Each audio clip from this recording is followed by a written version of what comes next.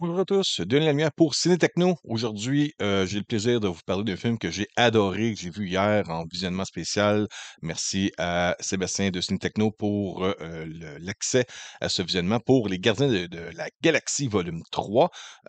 C'est la conclusion de l'équipe que l'on connaît sous cette forme, disons ça comme ça. Donc, le film, en gros, c'est ceci. Dans Les Gardiens de la Galaxie Volume 3 de Marvel Studios, notre bande de marginaux bien-aimés semble s'être adaptée à la vie sur Nowhere. Nowhere, c'est la tête flottante d'un Celestial que l'on voit dans le premier film, qu'on revoit aussi dans Avengers Infinity War. Et là, on voit que c'est rendu le QG de l'équipe des Gardiens de la Galaxie. Mais très vite, leur quotidien est bouleversé par les échos du passé tumultueux de Rocket Raccoon.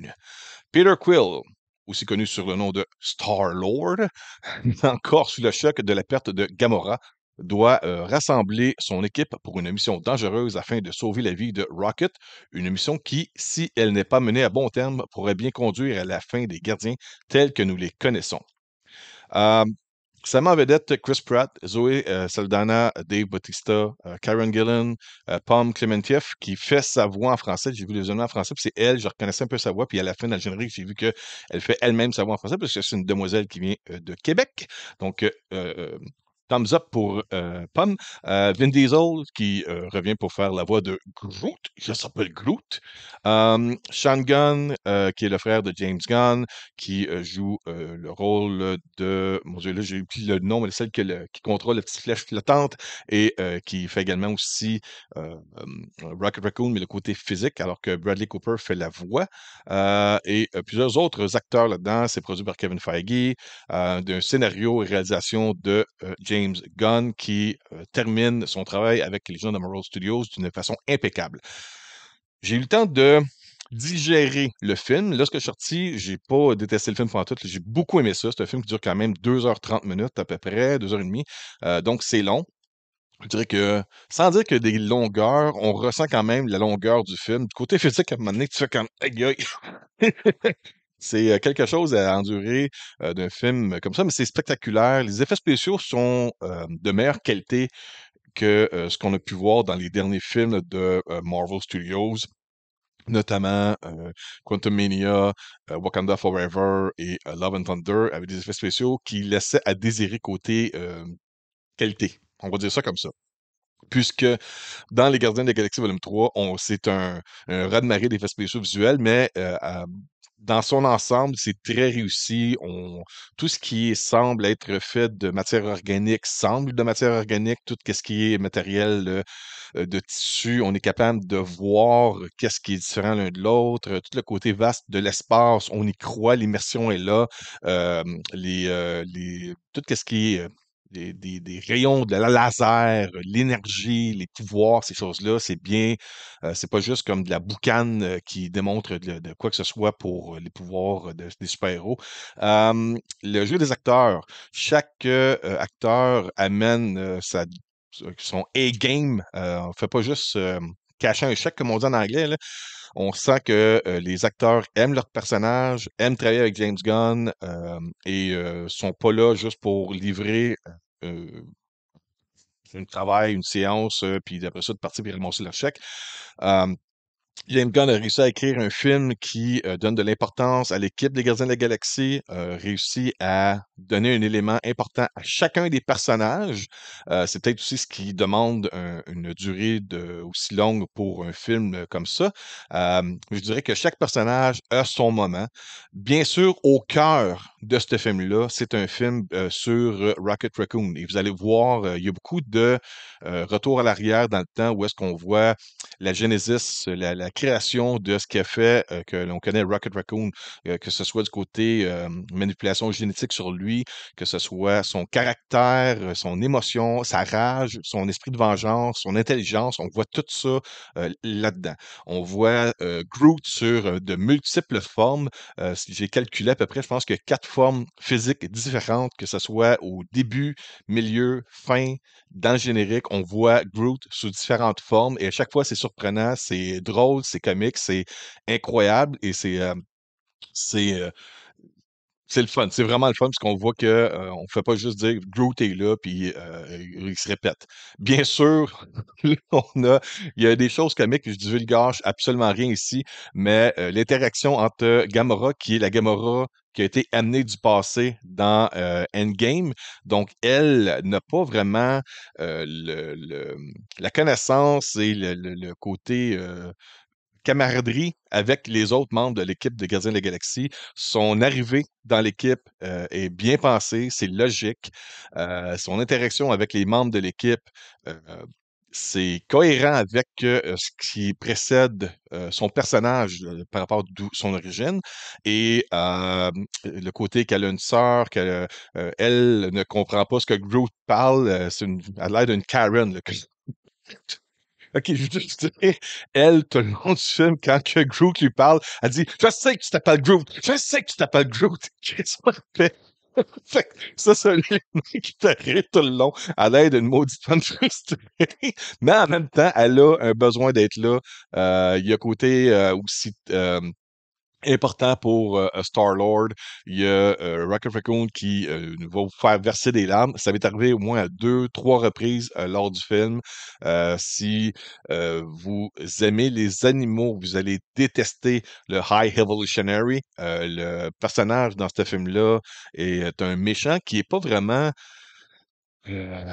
je dirais pas qu'il est mal développé. Le personnage est juste là et une, conviction que lui a la bonne façon de pouvoir faire évoluer la société en général dans l'univers et mais sa façon à lui est très, heu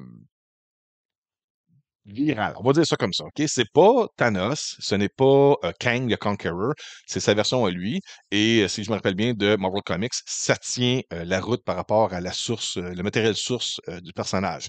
Hem, il y avait même, je vais vous dire ça vite, vite, lorsque j'ai vu le rendu, visuel du personnage du High Evolutionary, je fais: «Ah, on dirait un knock-off de Robocop». Il y a quelque chose par rapport à ça dans le film. Ça m'a fait brailler de rire quand j'ai remarqué cette séquence-là et puis, j'ai peut-être des personnages, mais Nebula aussi est importante.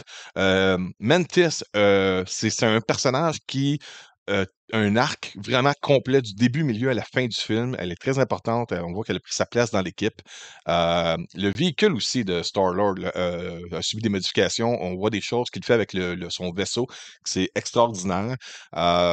Les Qu'est-ce qu'il y a d'autre aussi? Ah oui, il y a, Adam Warlock, qui est arrivé dans ce film-là, joué par Will Poulter, qui, est pas aussi important qu'on aurait espéré pour ceux qui connaissent le personnage dans les BD, là, qui est devenu un personnage très important dans le Infinity Saga, dans les comics. Hem, mais, lui est un personnage qui arrive, dans l'univers de Marvel Studios, dans ce film-là, mais c'est tout ce que je vais vous dire, OK? Et puis, il est là quelques reprises, c'est pas juste un caméo, mais il n'est pas un personnage principal de l'histoire. On l'amène là-dedans et c'est comme si James Gunn aurait dit aux gens de Marvel Studios: «OK, moi je m'en vais, mais je vous laisse le personnage là, à vous autres de faire ce que vous voulez avec après». Hem, j'ai pas mal fait le tour. Vous allez avoir beaucoup de surprises lors de ce film-là, il y a 2 séquences à la fin du générique, dont un qui vous laisse, non, les 2 vous laissent, un tapis, qui se déroule pour ce qui va venir, dans l'avenir des films de Marvel Studios, dont un, qu'est-ce qui va arriver avec les Gardiens de la Galaxie et l'autre, hem, peut-être un côté plus terrien. OK? Je veux juste dire ça comme ça. Donc, il y a 2 scènes assez importantes. La deuxième, ce qui est surprenant, c'est qu'elle n'est pas vraiment il y a rien vraiment de fantastique qui se passe, sauf qu'on a un dévoilement à la fin de cette scène-là. Vous allez comprendre, vous allez faire comme: «Oh!» Tout le monde dans le cinéma a fait: «Oh!» Et puis l'autre séquence qui se passe avant, c'est vraiment de: «OK, où c'est qu'on s'en va?» OK, la chose que je voulais vous dire en terminant, en conclusion, parce que je ne veux pas être trop long non plus long, dans cette critique-là, c'est que la beauté de ce film-là, c'est que moi, j'ai laissé respirer un peu, digérer, le ma compréhension de, comment j'ai pu percevoir le film et je vous dirais que quand que le film se termine, on n'est pas un peu choqué, mais on est un peu comme Merde, j'aimerais ça que ça continue, mais malheureusement, on voit très bien que James Gunn, c'est sa lettre d'amour à son équipe des Gardiens de la Galaxie, qu'il laisse et qui, s'arrange pour que personne puisse vraiment toucher à son équipe vraiment, dans d'éventuels d'autres films qui pourraient avoir, le titre de Gardiens de la Galaxie 4 mettons, ou autre chose liée avec cette équipe-là. Là, j'ai dit plein d'affaires sans rien dire parce que je veux pas non plus vous gâcher votre plaisir. Sauf que, OK, je conclus ma critique en vous disant ceci. Avec les heures qui ont passé, j'ai pu dormir et puis penser vraiment à quoi, comment vous dire ça. Je pense pas que James Gunn aurait pu conclure sa trilogie des Gardiens de la Galaxie de la meilleure façon qu'il le fait dans ce film-là. Et ce que je veux dire, c'est que chaque personnage qui a son destin présenté à la fin du film, chacun sa destinée. Parce que moi, j'ai réalisé que chaque personnage, c'est pas un élément qui est écrit sur un Kleenex après un restaurant, sur le coin d'une table.